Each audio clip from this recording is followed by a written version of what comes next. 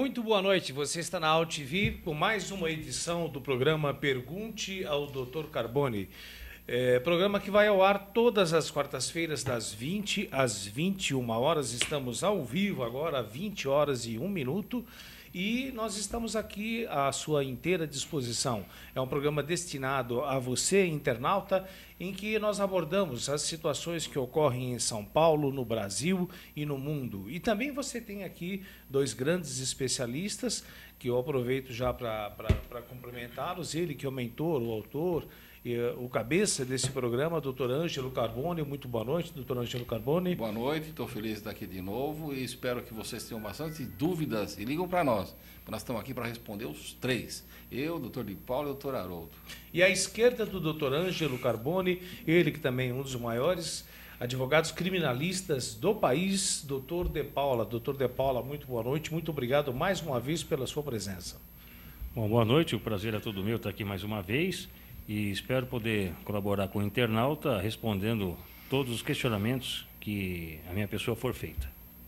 E eu gostaria de lembrar você, internauta, que você pode participar aqui ao vivo, fazendo as suas colocações, você pode fazer perguntas a qualquer um dessa tribuna, você também pode discordar, enfim, participar aqui ao vivo do programa Pergunte ao Dr. Carboni. E já vamos iniciar passando o telefone que você pode participar, é 5052 6622. Anote aí, eu vou repetir, é um telefone que você disca, se você quiser, você deixa a pergunta com a produção do programa, ou então você pode falar ao vivo mesmo aqui conosco. 5052 6622. Ou então você pode também mandar a sua pergunta para o meu Twitter, que é @Haroldo com H, Haroldo_Lopes. @Haroldo_Lopes. E nós já vamos iniciar consultando aqui os dois grandes advogados, dois grandes criminalistas, doutor Carboni e doutor De Paula. Nós estamos aí diante de um dos maiores matadores, de um dos maiores serial killers desse país, segundo a imprensa, segundo a mídia. Esse vigia de Goiás, que assassinou diversas pessoas, eu gostaria, assim, que os doutores começassem dando uma opinião a respeito desse caso, tanto no aspecto jurídico como no aspecto pessoal, psicológico. Que situação alarmante. Ele, inclusive, tentou morder uma repórter que foi entrevistá-lo. Doutor Carboni, como é que o senhor vê isso, doutor Carboni? A impressão que quem deve explicar isso é você, Acho que porque ele é completamente louco. Mais próximo do é microfone. completamente louco o sujeito, não é normal. Eu não sei como é que estava na rua esse tempo todo aqui. Eu acho que o Haroldo deveria dar uma explicação, porque eu acho que é um psicopata. E outra coisa, os crimes dele são terríveis, não é normal isso aqui. Eu não sei como é que a polícia não descobriu isso antes. Doutor De Paula. Doutor De Paula, suas considerações a respeito desse caso, como é que o senhor vê? É um caso realmente que chama atenção, chocou não só o país, né, mas essa notícia acabou se externando. Me parece que essa pessoa tem algum problema psicótico. E eu quero saber a sua opinião, como grande psicólogo que é. Então, eu queria saber se esse comportamento, Haroldo, se enquadra, porque na minha concepção, dentro da minha ignorância, que eu sou leigo em psicologia, mas entendo que ele se amolda perfeitamente à sociopatia, né? Entendo eu que ele deve sofrer de algum transtorno, me parece que inclusive é bipolar, mas uma questão importante que eu fiquei sabendo é que ele chegou a receber dinheiro para matar uma funcionária pública e também uma outra pessoa. R$1.000 para matar essa pessoa e R$3.000 para matar uma funcionária pública. Então, não é só psicopatia. Eu quero saber a sua opinião, Haroldo, quanto à personalidade delitiva. Olha, nós já temos aí, o diretor, uma pessoa na linha. Vamos fazer o seguinte: como aqui o internauta tem prioridade, eu volto a responder ao seu questionamento, mas vamos dar aí a prioridade ao internauta que está na linha. Alô, boa noite, com quem eu falo? Oi, boa noite, meu nome é Ariane. Como? Ariane. Ariane. Isso. Tudo bem, Ariane? Está falando de onde? Eu estou falando de Santana, São Paulo, capital. Pois não, fica à vontade. Então, eu sou, quer dizer, fui casada, né, não divorciei ainda, mas há 5 anos eu era muito maltratada, né, fiquei casada há 5 anos. Aí eu cansei dos maltratos e eu fui morar com meu namorado. E eu quero o divórcio, a metade da casa encontrei com ele. Agora, toda a família diz que eu vou perder meus direitos, porque abandonei o lar há 1 mês. Como devo proceder? Eu gostaria de perguntar para o doutor Carbone. E aí também tem uma outra pergunta para o doutor Haroldo. Nesses 5 anos que eu fui muito maltratada, ele saía, voltava bêbado, me agredia verbalmente.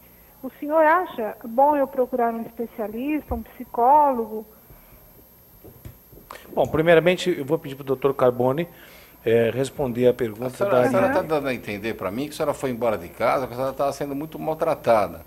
Aí a senhora já conta para o Haroldo que a senhora passou maus bocados com ele. Então, o que eu acho de errado na senhora só é a senhora ter abandonado o lar. Isso não é bom. Mas não quer dizer que a senhora perdeu os direitos. A senhora vai procurar um advogado rapidamente. Se a senhora não conhecer, vai na Ordem dos Advogados do Brasil. Se a senhora não tiver condições econômicas, a senhora vai na Avenida Liberdade, número 32, que a senhora falou que é de Santana, ou no fórum aí perto da casa da senhora. Vai pedir um advogado do Estado e vai entrar com uma ação de separação de corpos. É facinho porque a senhora já fala que a senhora não aguentou ficar em casa e a senhora foi embora. Então a senhora já comunica o seu novo endereço e já fala que essa forma de pressão que ele fez é uma agressão verbal. E uma agressão verbal já está sendo enquadrada na lei da Maria da Penha. Então a senhora já pedindo isso para o juiz e informando que já desocupou a casa, que já saiu de lá, o juiz vai dar a liminar de separação de corpos. É importante porque aí a senhora não tem mais obrigação de fidelidade. Então, a senhora está com o teu namorado, ninguém tem mais nada com isso, já está separada disso. Agora a senhora falou que tem uma casa com ele. A senhora tem direito à metade. A única coisa que a mulher, quando sai de casa e perde o direito, é alimentos. Mas pelo que eu vejo aí, eu acho que a senhora trabalha, tem condições para isso. Mas se a senhora achar também que precisa de alimentos, se a senhora falar que está lá com o companheiro da senhora, lá vai dar problema. Então, o correto da senhora é a separação de corpos, entrar já com a ação de divórcio, pedir a meação da sua casa e tocar a tua vida. Agora eu passo por Haroldo para a segunda parte do problema. Ariane, só gostaria que você repetisse a sua pergunta em relação ao comportamento. Qual é a sua dúvida? Na realidade é assim, doutor Haroldo, nesses 5 anos... Alô? Oi.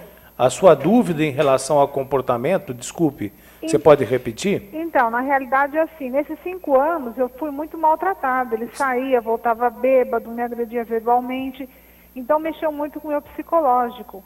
Sei. E eu gostaria de saber se o senhor acha que eu devo procurar um psicólogo e se o senhor pode me indicar algum que seja especialista no assunto. Olha, Ariane, eu tenho a impressão que na vida, pelo menos uma vez na vida, todos nós já tivemos necessidade de desabafarmos, conversarmos com alguém. Eu acredito que alguém que tenha passado por tudo que você passou, apanhar, ser humilhada, acima de tudo, além de ser enquadrado, como o doutor Carbone sempre coloca na Lei Maria da Penha, também existe o aspecto de assédio moral, e o assédio moral é alguma coisa que desestrutura, pode dar origem a uma depressão muito grande na pessoa, às vezes você acaba ficando em dúvida se você errou, acertou. Então eu acho sim que uma psicoterapia de apoio ia ajudar muito para você rever como é que foi esse relacionamento, a partir de que momento que ele passou a ser complicado, cheio de conflitos, se realmente não existe possibilidade, se é o que realmente você quer, um divórcio, porque quando nós nascemos, a vida já nos dá uma grande lição. Nós estávamos lá no útero, no ventre materno, no princípio do prazer. Quando você nasce, você já vem para o meio externo com uma temperatura diferente, batem no bumbum da gente. Ou seja, o próprio nascimento já nos mostra que a vida não vai ser tão fácil, que teremos momentos bons e momentos difíceis. Então, eu acho que você atravessa um momento difícil, eu acho que se você está colocando que isso mexeu com o seu emocional, é a hora que você deve procurar uma ajuda psicológica, principalmente quando nós percebemos que isso nos afetou, e para que isso não possa até às vezes prejudicar o seu outro relacionamento que você já tem, é melhor uma psicoterapia de apoio, tá bom? De coração, obrigado pela sua participação. E você, internauta, continue ligando que nós estamos aqui ao vivo, 8 horas e 12 minutos, 5052 6622, ou então aqui pelo chat da AltV e também pelo meu Twitter, @Haroldo_Lopes. E voltando ao que estávamos abordando, antes de colocarmos o próximo internauta aí na linha, doutor De Paula perguntou, o doutor Carboni também. Na minha opinião, eu concordo com o que o doutor Carboni colocou. Se trata de um psicopata. E as pessoas fazem uma confusão muito grande do que é um psicótico e o que é um psicopata. Lembrando que o psicótico é aquilo que antigamente nós chamávamos de uma pessoa que saiu da realidade, o louco. Né? Então, o psicótico, muitas vezes, ele nem dissimula a situação do crime, porque ele está dentro de um delírio. Ele acha que ele ele recebeu ordens internas, ordens do deus Plutão, para que ele enviasse essa pessoa para uma outra dimensão. Então, ele escuta vozes, ele tem pensamentos desconexos com a realidade, e facilmente você percebe que se trata de um psicótico, de uma pessoa que está fora da realidade. Ele delira e principalmente escuta vozes de comando, de ameaça, de perseguição. Então, um psicótico, muitas vezes, ele acha que nós estamos falando com ele. Não, nós estamos falando com todos os internautas do mundo inteiro, mas o psicótico, às vezes, ele pode achar, não, o doutor De Paula está falando comigo.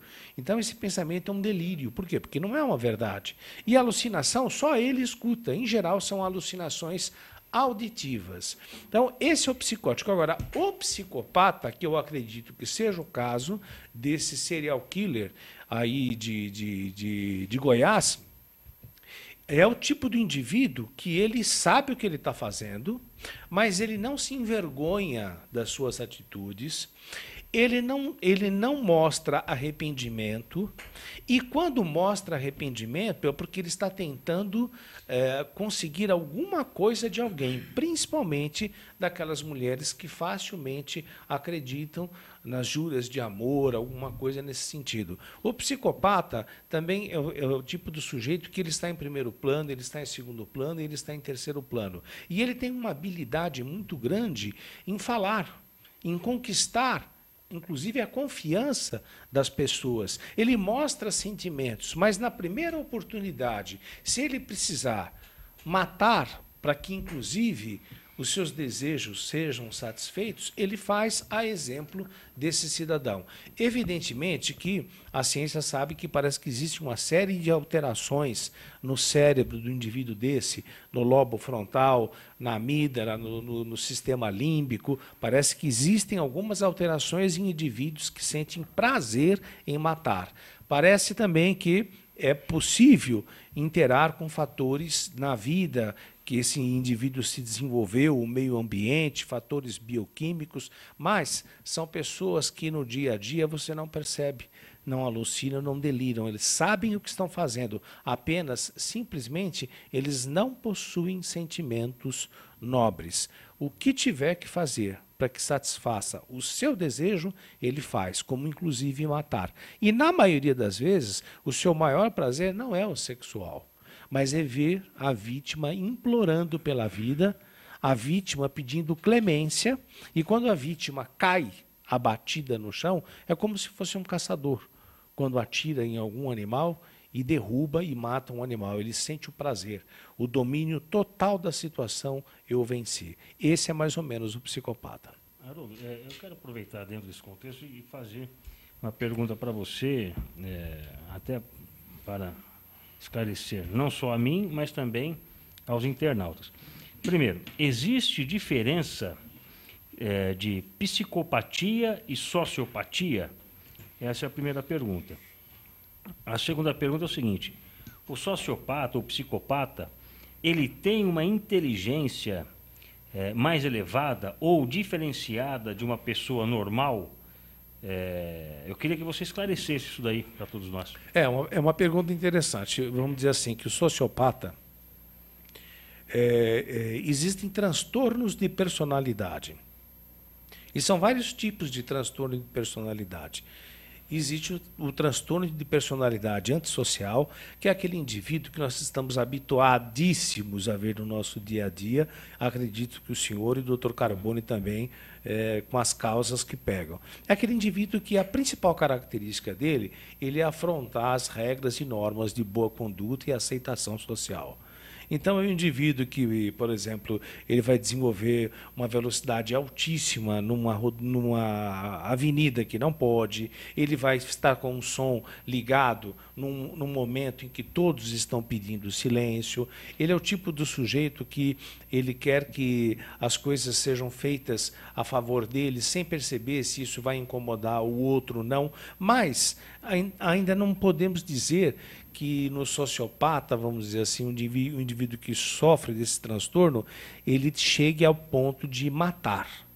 Vamos dizer assim, que seria uma escala menor, entendeu? Em que, volto a repetir, que a principal característica seria não obedecer às normas e às regras sociais. Esse é o sociopata. Então, esse é o transtorno de personalidade antissocial, o sociopata. Né, em que ele vai sempre estar criando problemas para os pais e, em geral, começa na adolescência, né, mas alguns sinais também já podem ser observados na infância. Porém, quando chega o ponto de você matar, você primeiro precisa avaliar por que se matou. Matou sob forte emoção? Foi um crime premeditado? É recorrente? E é recorrente juntamente com estupro, aí você já muda, de figura. Pois não. Ele falou para mim que o cara é matador, que ele cobra. Tem muita gente do norte que é matador profissional lá. E ele tentou suicídio lá dentro.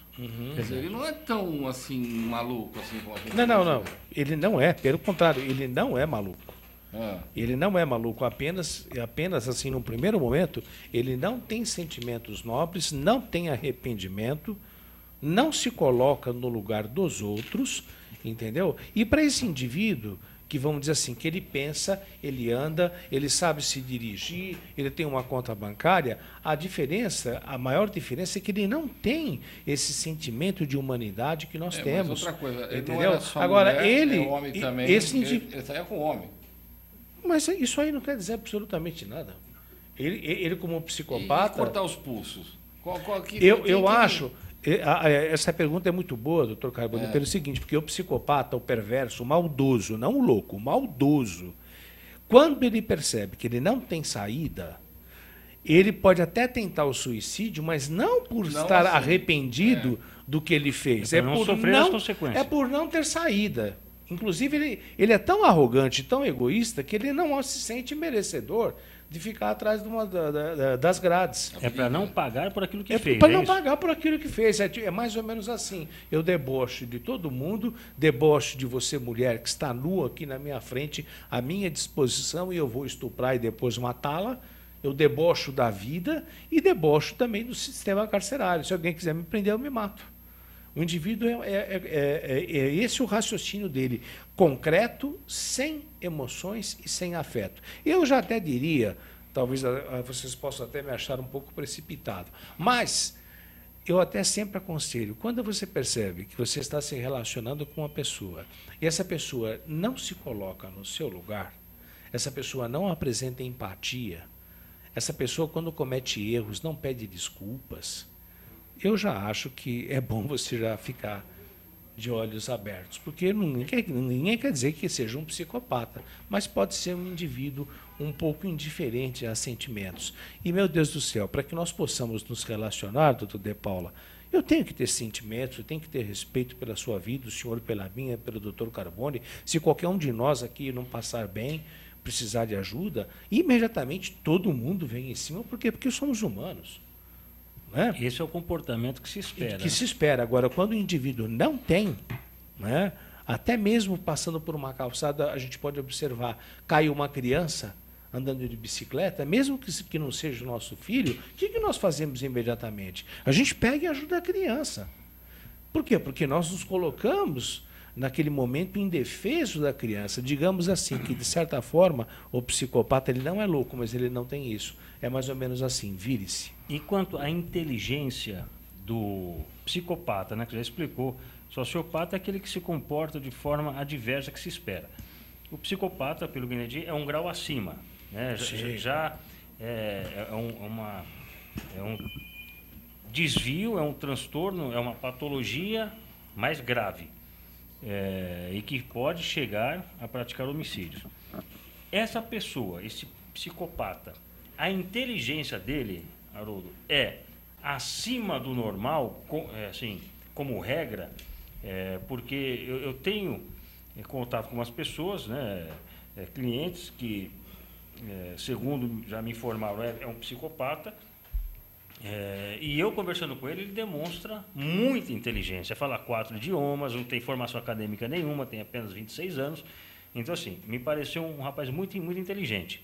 Então, eu quero saber a sua opinião sobre a inteligência do psicopata. Isso é algo a se discutir. Alguns apresentam até um certo rebaixamento, alguns psicopatas. E alguns apresentam, pelo contrário, uma inteligência que, se fosse voltada para o bem, seriam grandes investigadores, grandes pessoas que poderiam colaborar demais com o crime, com a justiça, com as organizações humanitárias. Mas isso é muito discutido e, vamos dizer assim, muito dividido. Às vezes, volto a repetir, apresento até um certo rebaixamento. Pode ver que, inclusive, esse cidadão aí de Goiás, esse serial killer que está sendo colocado como entre os 5 maiores que nós já tivemos no país, ele é um sujeito que ele não se expressa com muita facilidade, é um sujeito meio encapsulado, mas de uma maldade, de uma perversão que, em hipótese alguma, ele pode ficar numa cela dividida com alguém, porque se ficar, alguém pode matá-lo. Ou ele matar alguém, porque, aliás, ele já disse, né, doutor Carbone? Mas tem um temor sério aqui.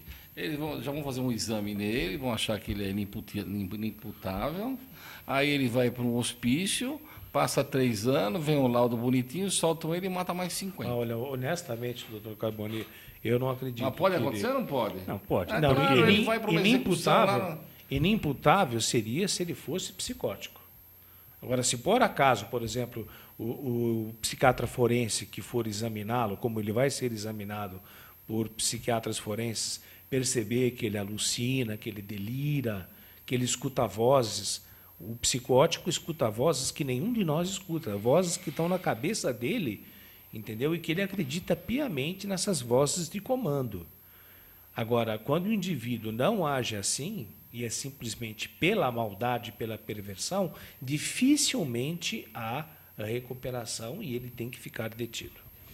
Temos mais aí um internauta aí querendo participar e nós estamos aqui para justamente atendê-los. Alô, com quem eu falo? Boa noite. Boa noite. O seu nome, por gentileza? Meu nome é Kelly. Kelly. Kelly está falando de onde, Kelly? Da Barra Funda. Aqui da Barra Funda. Uhum. Para quem que você queria fazer a sua pergunta e sobre o tema que você quer abordar? Para o Dr. Carbone. Pois não, fique à vontade.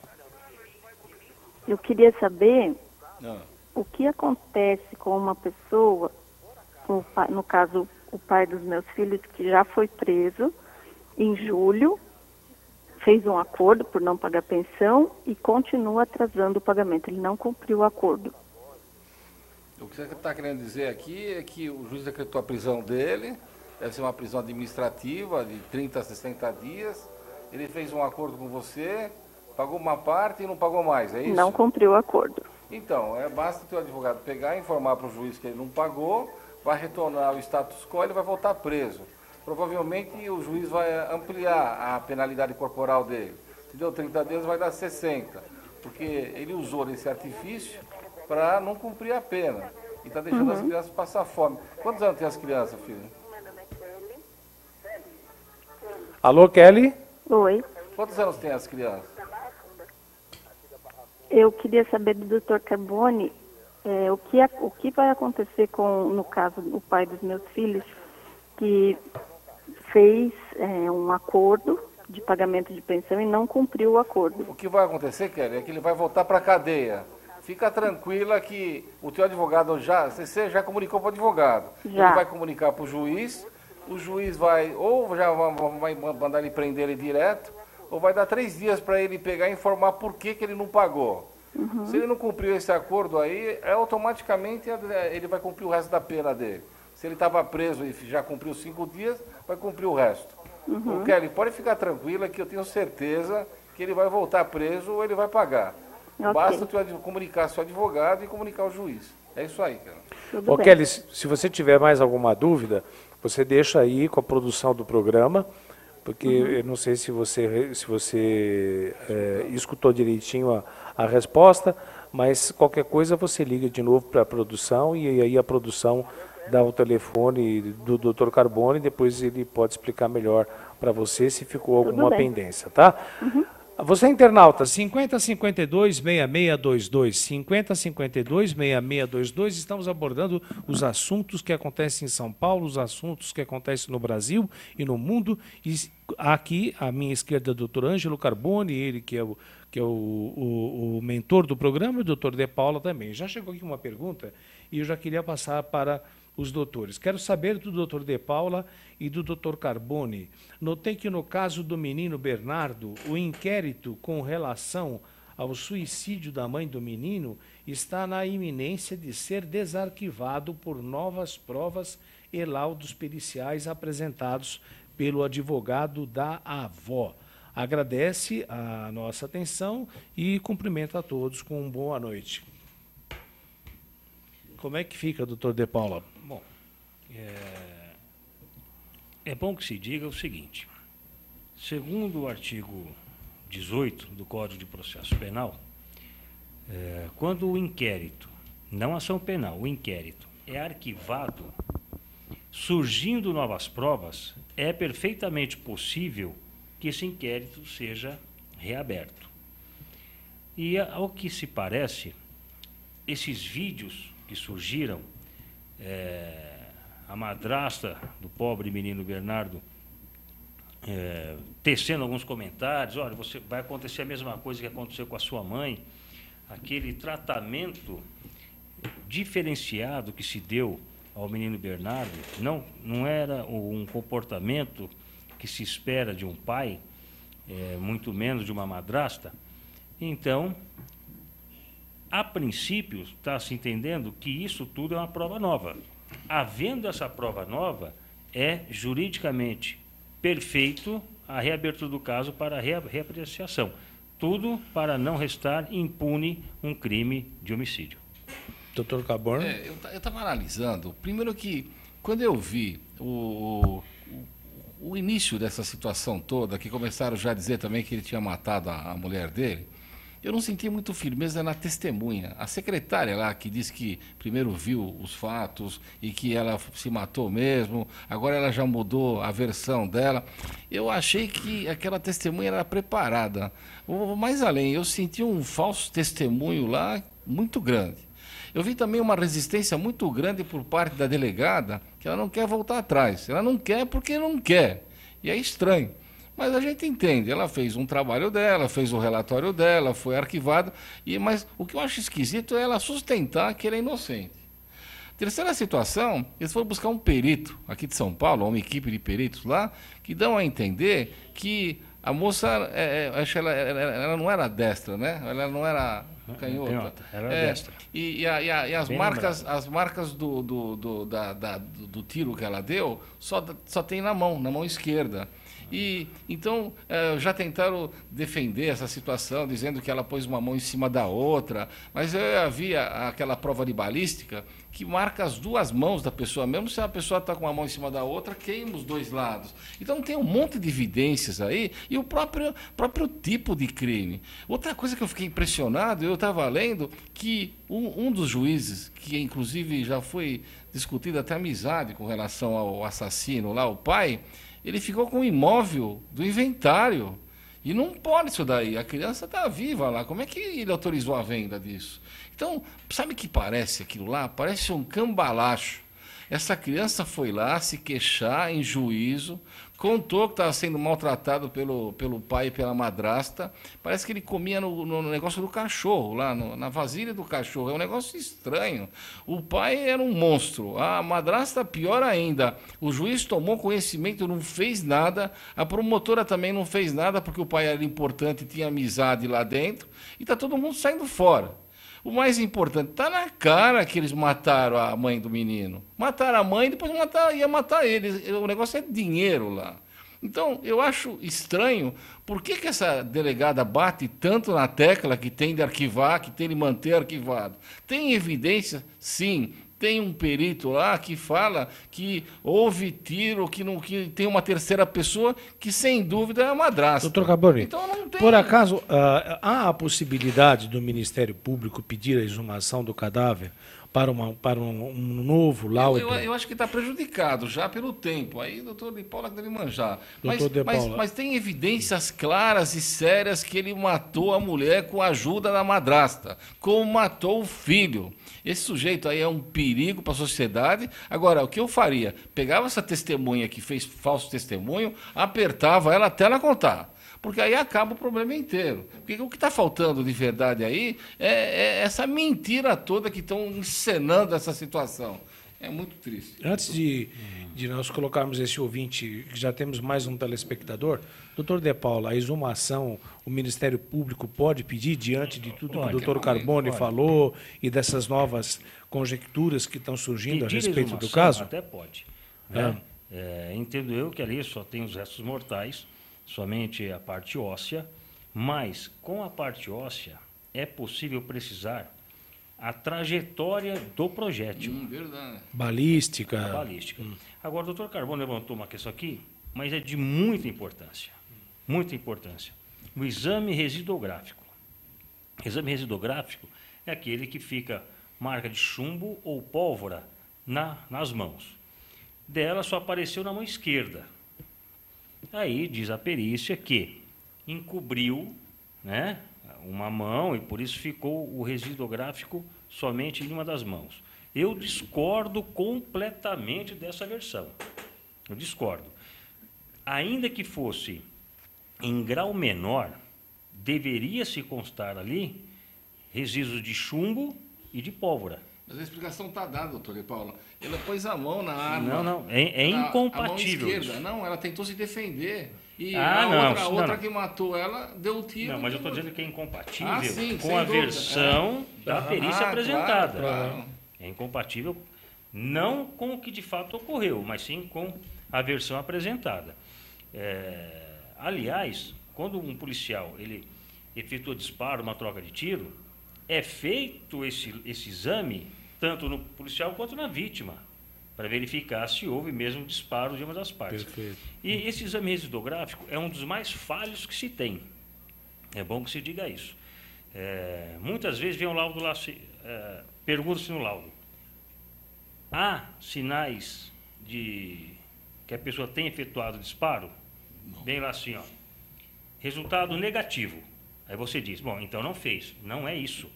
Aí ele coloca duas hipóteses, o perito coloca duas hipóteses pelo fato de ter como resultado negativo. Primeiro, o tempo que se passou. O tempo para se colher o material, etc. Isso o lapso temporal é prejudicial para a constatação. O que eles acabam colocando como inconclusivo, isso? Exatamente. E a segunda hipótese é a seguinte: talvez o resíduo impregnado não seja o suficiente para ser detectado pelo exame. Então, é um dos piores exames que tem. Nós já voltamos já a esse assunto, porque estão chegando aqui outras perguntas aqui pelo chat, mas nós temos mais um internauta aí querendo conversar com a gente. Alô, boa noite. Boa noite, doutor Haroldo, tudo bem? Tudo bem, com quem eu falo? É Luciano. Luciano está falando de onde, Luciano? Vila Maria. Vila Maria. Fala aí, Luciano, nós estamos aqui à sua disposição. Boa noite ao doutor Carboni e ao doutor De Paula. Boa noite. Na verdade, eu tenho uma pergunta, são duas perguntas em uma, né?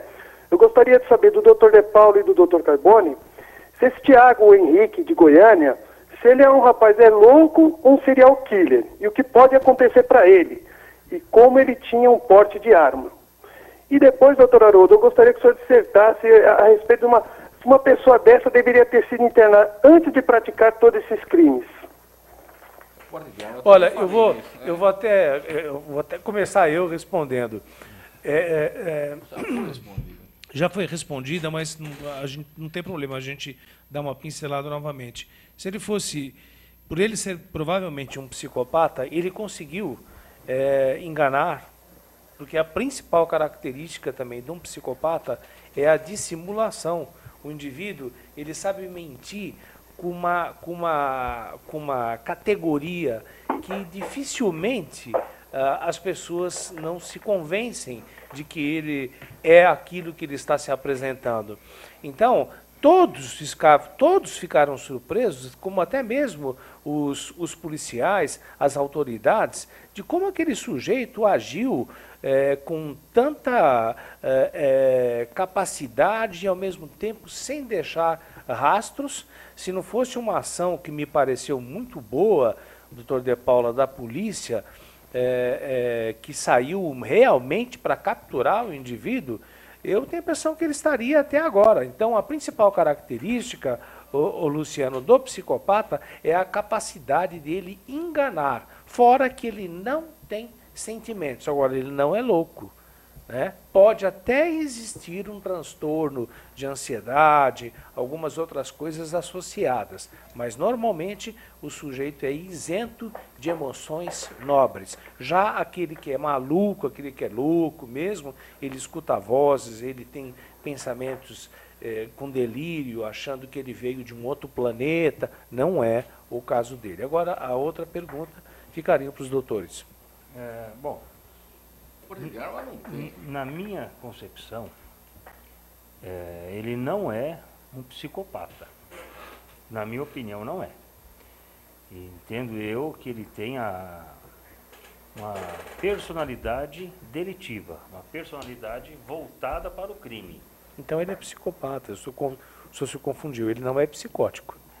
Não. O psicótico é aquele indivíduo que tem transtornos psíquicos. Mas agora, quando ele é delinquente, para chegar a esse ponto, com tudo que ele fez... Mas, então, eu acho que isso aí é uma maldade extrema. Então, a maldade extrema é psicopata. Então, me equivoquei.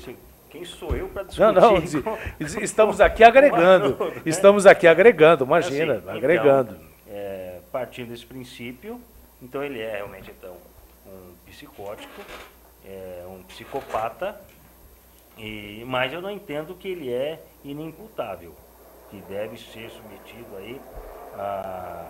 O senhor acredita que ele é? Não acredito que ele seja inimputável. Ah, sim, lógico. Ou seja, aquele que não pode responder pelos seus atos. Ele responde, ele tem que responder. responder. Por quê?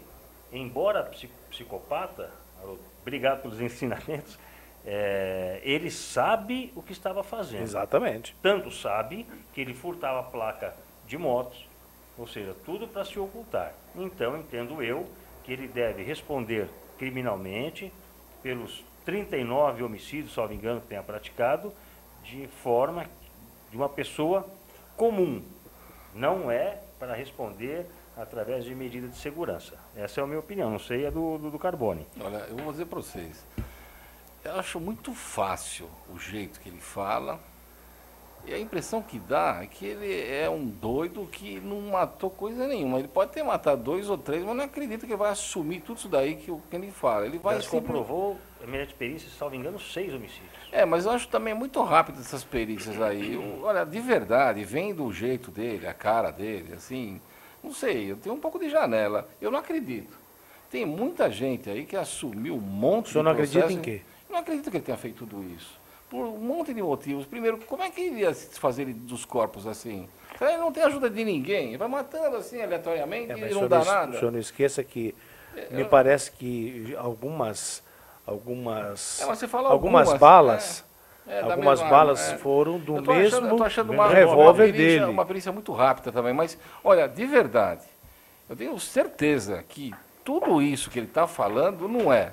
E é difícil, doutor De Paula, um crime. a ocultação do cadáver, a dificuldade de tudo. Você acha que seria tão perfeito, assim, 40, daqui a pouco vem 50, 60? A impressão que dá é que ele vai pegar todos os crimes que não acharam, né? Porque a gente consegue 5 ou 6% dos crimes que vai levantar. Será que ele vai aceitar tudo isso daqui? E para ele vai falando, eu acho que ele é um demente, pode ser um psicopata, pode ser até um cara de aluguel, mas eu não acredito que ele tenha feito todos esses crimes. Aliás, não dá para entender. O Dr. Carbone fez uma colocação aqui que é interessante.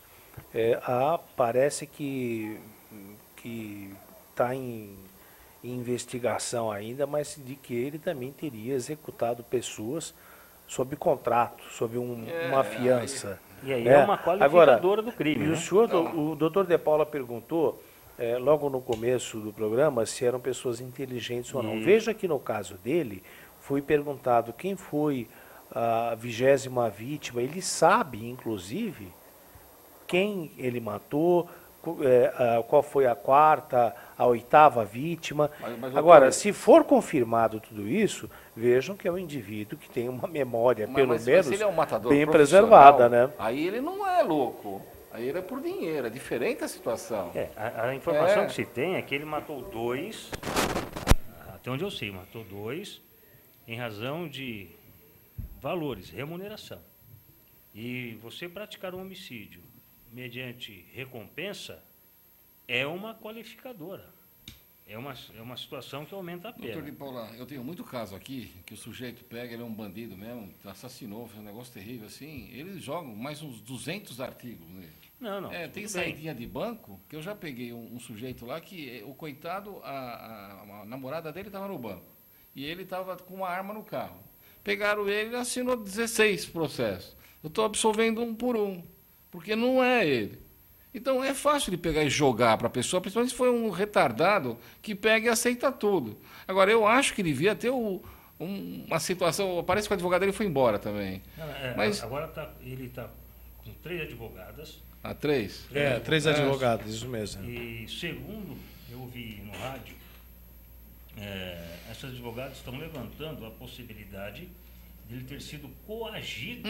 Sem dúvida. Agora, coação, às vezes existe mesmo, isso é comum, é praxe aqui no Brasil, embora não se reconheça oficialmente, mas a metodologia da tortura ainda persiste nas investigações criminais, infelizmente persiste, e por muitas vezes acaba ocorrendo que inocentes acabam sendo presos em razão da própria confissão. Lembrando que a confissão deve estar de acordo com as provas dos autos. Senão não dá. Então, agora, se a polícia está imputando 39 homicídios, dizendo que foi ele, é preciso que se diga o seguinte: quem tem que provar que isso ocorreu é a polícia. O réu não tem que provar nada. O réu não tem que provar que é inocente. Quem tem que provar a culpa é quem está acusando. Então, ocorreram 39 homicídios. A polícia, o Estado, ele é todo poderoso, ele tem tudo ao seu dispor para provar a culpa do réu. Enquanto que o réu muitas vezes não tem dinheiro sequer para contratar um perito.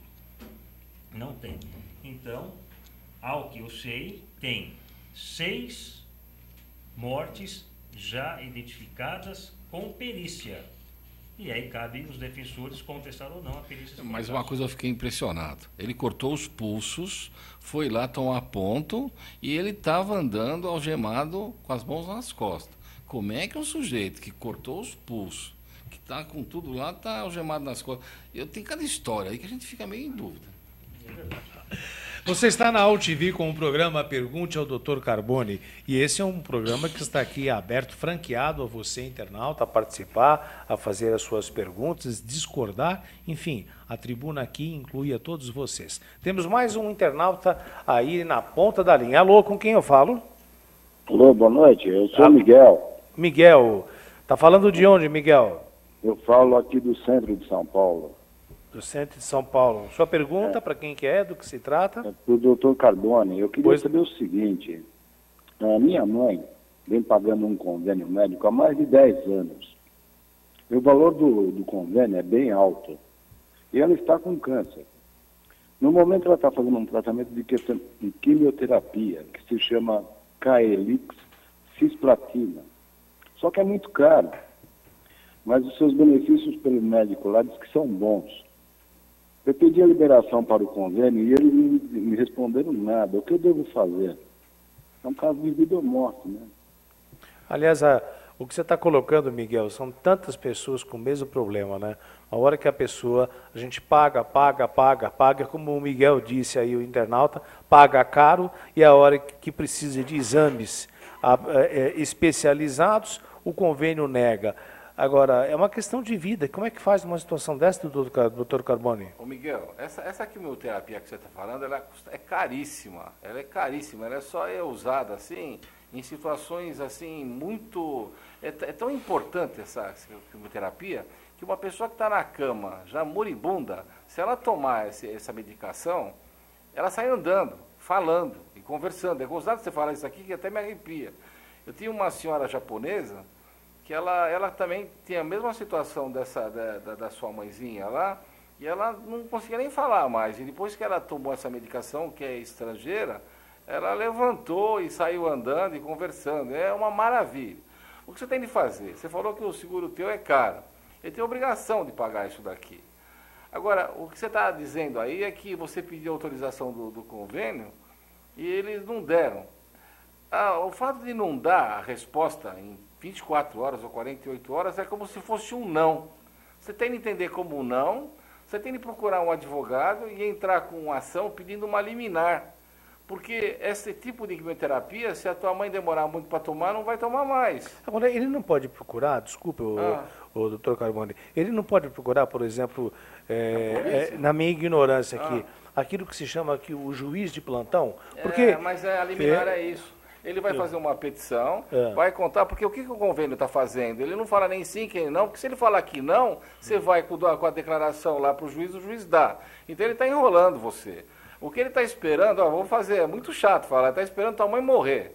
O que você tem de fazer de verdade é pegar, entrar com uma ação, sem forma, olha, foi pedido para o seguro-saúde ou convênio em tal data e eles não respondem. A minha mãe deve estar hospitalizada, porque esse negócio, essa medicação só se toma no hospital, ou ela vai ter de ser hospitalizada, ela é necessária e tem que ter um médico que diz que dá necessidade da aplicação, porque senão eles vão querer usar a quimioterapia barata, aquela que é costumeira. Doutor Carboni, eu não quero fazer desse assunto que o Miguel está trazendo aqui para todos nós, um terror, mas o que eu fico preocupado com o que o senhor falou, e eu fico preocupado com o Miguel também, é o seguinte, às vezes, pelo que eu tenho acompanhado na mídia, o juiz determina o imediato atendimento, só que o seguro não atende a determinação judicial. Mas é do diretor do hospital. Isso aí é o doutor de Paula. Mas isso... Ele prende. Não, o diretor não, ele prende o dono do convênio. Por exemplo, se o Miguel... junto, o diretor do convênio... Vamos supor, o Miguel procura,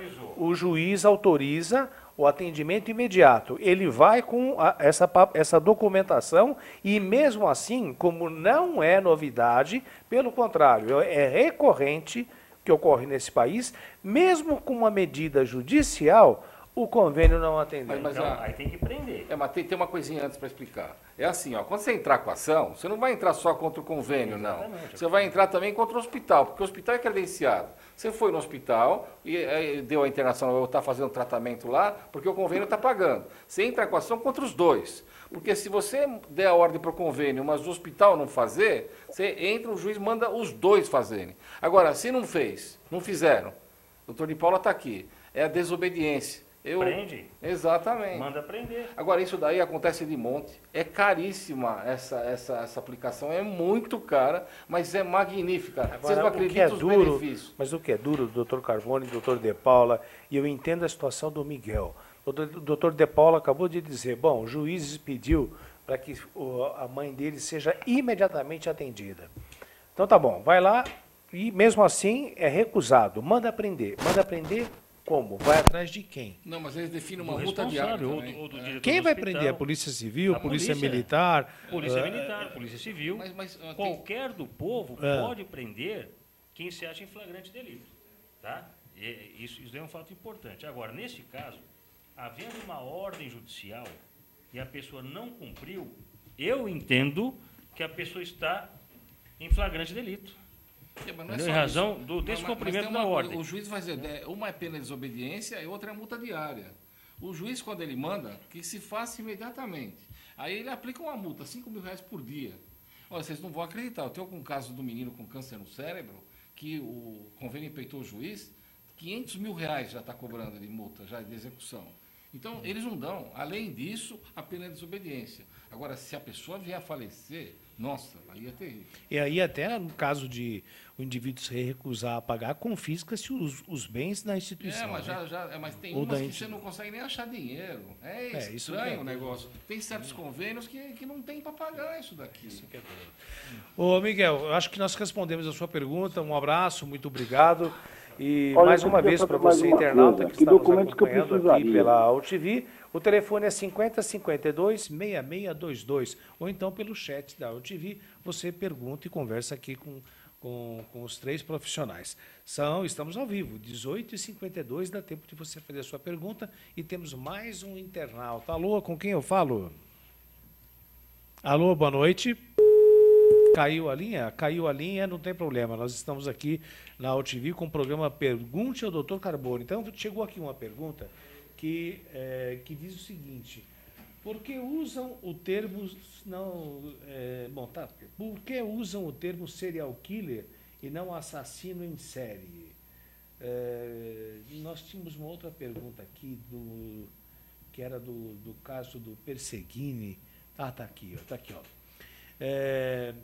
A mãe do menino, pergunto, no caso do menino Perseguini, existe um laudo ou parecer do perito Jorge Sanguinetti que ataca o laudo pericial e afirma que o menino não matou ninguém e nem se matou. Por que o processo do Perseguini não foi desarquivado até agora? Deixa eu contar, isso é importante. Eu tive com o Perseguini, com o doutor... Jorge Sanguinetti. Jorge Sanguinetti, ele mandou para mim o laudo. Só não mandou as fotografias, mas o laudo inteiro ele mandou. Ele ataca a perícia apresentada que se louvou para poder fazer o arquivamento. E ele mostra da impossibilidade do menino ter assassinado a todos. Ele é tão perfeito que, se você ler lá, ele desmonta o laudo pericial. Agora, o que eu não entendo é o seguinte: se a família teve o cuidado, o Sanguinetti, de apresentar esse laudo que contraria, por que ele não foi usado, doutor de Paula? Olha, agora, antes, agregando a pergunta do doutor Carbone, eu queria lembrar que a presidente dos peritos, a doutora Maria do Rosário, uma senhora excelente, ela simplesmente disse assim: essa história não me convence. Dr. Jorge Sanguinetti, como o doutor Carbone acabou de dizer, disse a mesma coisa. E também o Major Olímpio, eleito recentemente, chegou diante das câmeras e disse assim: estão me achando com cara de trouxa? Então, a primeira pergunta é do Dr. Carbone, mas antes posso fazer uma? Claro, por favor. Assim, objetivamente, sim ou não? O senhor acredita que o menino fez toda aquela atrocidade? Não, não, não e não. De jeito nenhum.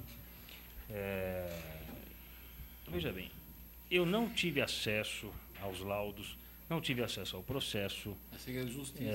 Mas e só lembrando mais uma vez ao internauta que o doutor De Paula, além de advogado, foi policial. Sabe o que está falando em todos os sentidos. Então, assim, por algumas coisas que eu ouvi dizer pela imprensa, é incompatível com a conduta desse menino.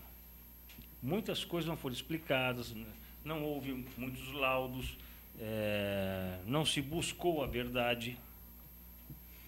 Por qual razão? Na minha concepção, há algo muito maior por trás disso do que um mero homicídios. Eu entendo que há muitas outras coisas por trás disso. E como estava a véspera de eleição, então, de repente, está tentando se ocultar alguma coisa. Tá? Eu nunca vi comandante-geral, secretário de Segurança Pública, ir no local do homicídio que morreu o sargento. Eu nunca vi isso. Aliás, só lembrando, o doutor De Paulo, o doutor Carbone e a você, internauta, que a Polícia Civil só foi comunicada na parte da tarde. E eu me lembro quando o delegado, eu só não me lembro o nome dele, não sei se os doutores se lembram, quando ele chegou, ele falou, mas só agora que eu fui comunicado? E outra, o doutor De Paula, que já foi policial, sabe disso. A primeira pessoa, quando chega e se depara com essa cena, o primeiro policial tem por obrigação ele imediatamente isolar para preservar para os profissionais da perícia. Mas tem uma coisa preservar o local do crime e comunicar à autoridade de plantão. O menino tinha uma doença degenerativa, ele já não tinha um pulmão e o outro já estava praticamente tomado. Como é que um moleque desse pega uma .40 e acerta no cérebro de cada um de costa do jeito que ele fez? Eu fiz umas imagens dentro de um clube de tiro e mostrei que até eu dá um solavanco enorme. Como é que essa criança fez isso tudo? É evidente que isso daí é uma fraude. Não fez. Na minha concepção, não fez. Não se apurou da forma devida, talvez por uma questão política. E lembrando que a mãe era policial e, se não me engano, trabalhava para a corregedoria da polícia. Agora, vocês imaginaram nós três aqui? Hein? Haroldo, De Paula, eu e o Sanguinetti desarquivando esse inquérito? Pelo amor de Deus. Eu não sei onde é que eu ia entrar muito aí, porque eu como psicológico não fala sério, hein? Nós íamos pôr fogo nisso daí, cantar parabéns. Eu sou radialista e sou psicólogo. Mas é isso aí, olha, eu também acho que pelo menos todas as pessoas com quem eu tive contato, e mais os dois aqui, doutor Carbone e doutor De Paula, fora esses outros que eu citei, todos foram unânimes de que não foi o Marcelinho o autor daquela barbárie. Mas o programa aqui é para você, internauta. Temos mais um internauta na linha. Alô, boa noite, com quem eu falo? Oi, boa noite, é Maristela de Santana. Oi, Maristela, nós estamos aqui à sua disposição, fique à vontade. Eu queria fazer uma pergunta para o Dr. Carbone. Pois não. Eu moro no bairro de Santana e está faltando muita água, né? Nós estamos preocupados. Eu notei que tem um prédio que está fazendo uma reforma na sua fachada. Eles estão consumindo muita água que deveria ser consumida pelo bairro. Tem alguma coisa que eu possa estar fazendo para estar impedindo essa continuidade dessa obra? Olha, Maristela, você falou bem. Ele não pode estar gastando água do jeito que está e nem pode estar fazendo reforma. Mas eu fico preocupado porque eu vejo tantas obras fazendo aí, tanto consumo de água e todo mundo sem água. Como é que faz? Será que o prefeito dá água para os outros e não dá para a gente? O que eu entendo é o seguinte, se está fazendo falta de água na tua casa, você tem que reclamar. Eles estão com uma história aí que estão arrumando não sei o quê, encanamento, é tudo conversa. É falta d'água mesmo. Parece que nós estamos já no limbo, já. Estamos pegando terra do lodo lá. Então precisa tomar cuidado quando bebe água. Era bom usar essa água, mas não para beber. Agora, com relação a essa pessoa, você tem que se queixar. Você vai ligar para a prefeitura, vai contar, eu tenho certeza que não vai adiantar nada, que o prefeito não vê coisa nenhuma. Aí você faz liga para o 90 e conta o que está acontecendo. A água hoje é preferencial para uso das famílias. Ela não pode ser usada em reformas e qualquer reforma que você tiver no prédio lá que você vê, comunica o fato para a polícia. Liga para o 90. Não é bem um crime, mas é uma contravenção. Fala, doutor De Paula. Eu acredito, aproveitando até o gancho, seria caso de uma ação de enunciação de obra nova? Mas o problema é a legitimidade ativa dela, não é o prédio que está, é uma moça que está vendo alguém consumir água, ela está passando sede. Agora, só uma situação séria. Eu, como leigo, e acredito que alguns internautas também ficaram aí meio em dúvida. O doutor De Paula disse... Se era caso de uma ação de enunciação de obra nova. O que é isso, doutor? Enunciação de obra nova. É uma ação civil, eu sou criminalista, vou explicar mais ou menos por cima. É uma ação quando o vizinho começa a fazer uma obra e aquela obra prejudica, de alguma forma, o vizinho. Certo. Então, o vizinho prejudicado pode entrar com uma ação de enunciação de obra nova, até para embargar aquela obra. Mas nós estamos falando da falta de água, doutor. Então, mas a falta de água também está prejudicando não só o vizinho, como todos. Então, eu não sei se seria caso de uma ação de enunciação de obra nova.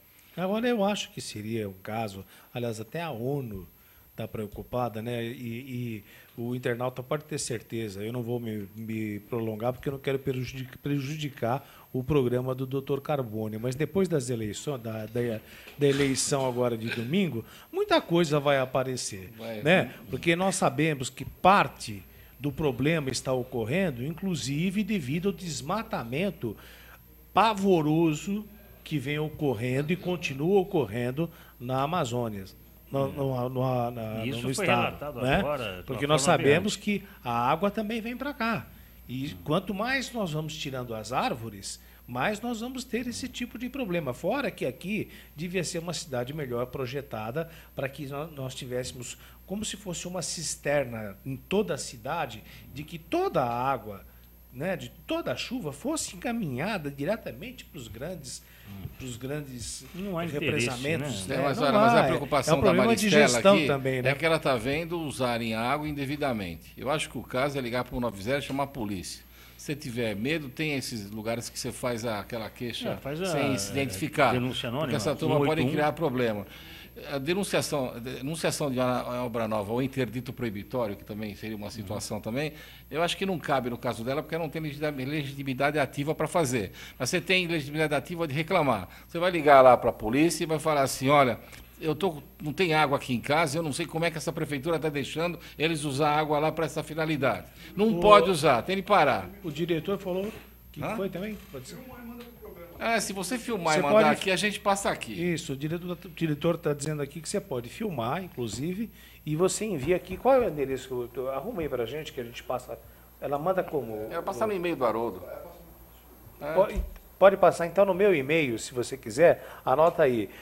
Haroldo Lopes, Haroldo com H, Haroldo Lopes, 01, @hotmail.com. Eu vou repetir o meu e-mail, Haroldo Lopes, 01 numeral, @hotmail.com. Manda aqui para o programa aos cuidados do Dr. Carbone, aqui na UTV, que pode ter certeza que alguma coisa aqui vai ser feita, ok?